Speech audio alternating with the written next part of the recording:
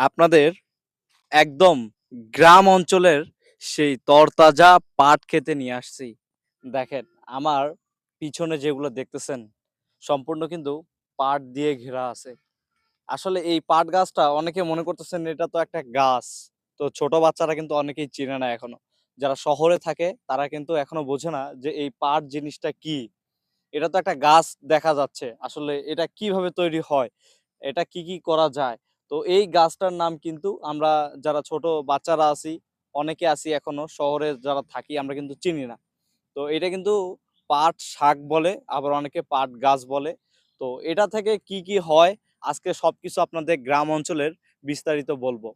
তো আমি দেখতে চলে আসছি যখন এই পাট ক্ষেতটা দূর থেকে রাস্তা থেকে দেখলাম। তো নিচে নেমে ভাবলাম যে আপনাদের জন্য কিছু একটা করা যাক। তাই দেখেন চলে আসলাম এখানে সরাসরি কিন্তু বাগানে। আর আসার পরে যেটা দেখতে পারলাম এটা কিন্তু সম্পূর্ণ আমার সমান গাছটা হয়ে গেছে।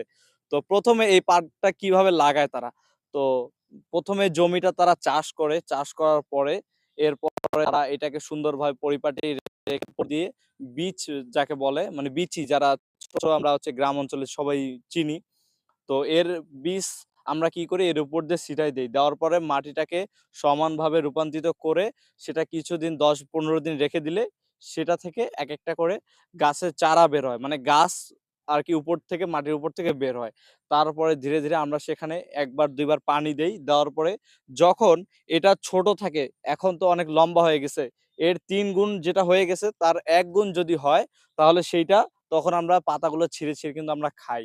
মানে রান্না করি সেটা শাক হিসেবে পাট। আর যখন এটা হয়ে গেছে সম্পূর্ণ তার বড় উঁচু হয়ে গেছে আস্তে তো তারপর থেকে দেখেন এর কিন্তু অলরেডি কিন্তু শুরু হয়ে গেছে উপরে মানে বড় হয়ে গেছে। আর এই বড়টা এরপরে আমরা কি করি এটাকে আমরা কাটি। কাটার পরে এটা করি কি আমরা পানিতে অনেক সময় ভিজে রাখি। তো পানিতে ভিজে রাখলে কি হবে? এটা আমরা পানিতে ভিজে রাখলে আমরা ২ টা জিনিস পাই এই পাট গাছ থেকে। একটা জিনিস হচ্ছে আমরা জ্বালানি। মানে চুলায় বা আগুনে যেটা পুড়াই আমরা সেইটা হচ্ছে এখান থেকে আমরা তৈরি করি। তো উপরের যে ছালটা থাকে বা গাছের যে চামড়া যাকে বলি আমরা, গাছের যে ছোল, সেই ছোলটা আমরা তুলে নিয়ে এটা কিন্তু আমরা হচ্ছে ১ম এ পানিতে পুকুরে পানিতে চুবায় রাখি। সেটা ১০ থেকে ১২ দিন ১৫ দিন যাওয়ার পরে এটা পচে যায়।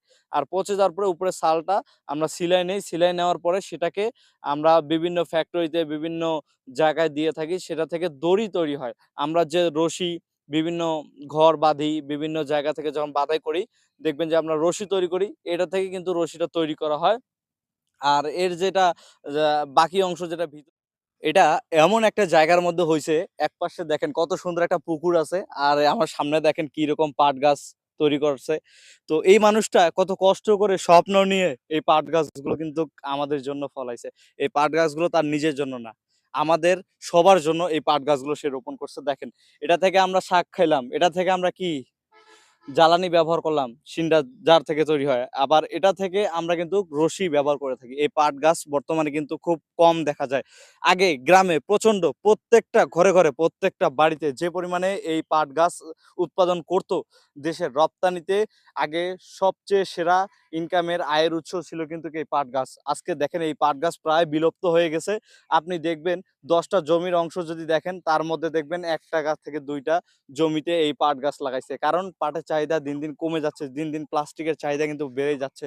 তাই দেখেন কত সুন্দর একটা জায়গায় এই পাট